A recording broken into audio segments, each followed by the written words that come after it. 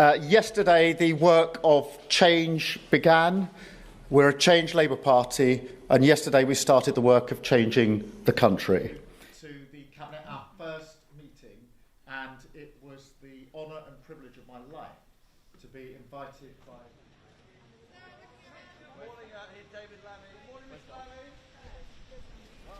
I have, as you'll have seen, appointed a Cabinet. That was done yesterday afternoon and completed.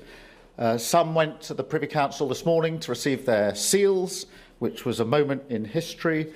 We followed that with the first Cabinet meeting of the Labour government of 2024.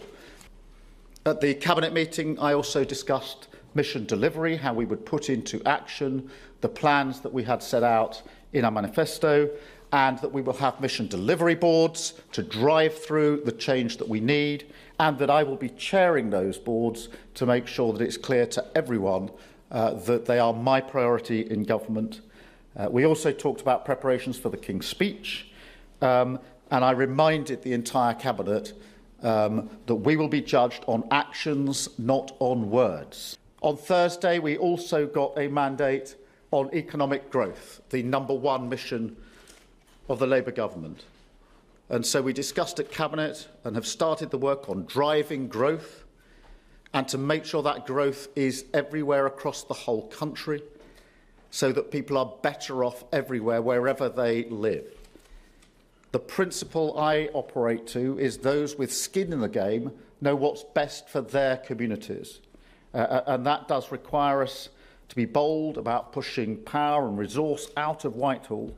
And therefore, when I return from the Four Nations, I shall hold a meeting of the Metro Mayors to discuss with them their part in delivering the growth that we need across the United Kingdom. So this will be a politics and a government that is about delivery, is about service. Self-interest is yesterday's politics. I want a politics and a country that works for you. Rwanda scheme, is that dead and buried? That's three, Kate, in one. Look, the Rwanda scheme was dead and buried before it started. It's never been a deterrent. Look at the numbers that have come over in the first 6 and a bit months of this year. They're record numbers. That is the problem that we are inheriting. It has never acted as a deterrent, almost the opposite, because everybody has worked out, particularly the gangs that run this, that the chance of ever going to Rwanda was so slim, less than 1%, that it was never a deterrent. The chances were of not going and not being processed and staying here, therefore, in paid-for accommodation for a very, very long time. It's had the complete opposite effect. And I'm not prepared to continue with gimmicks that don't act as a deterrent.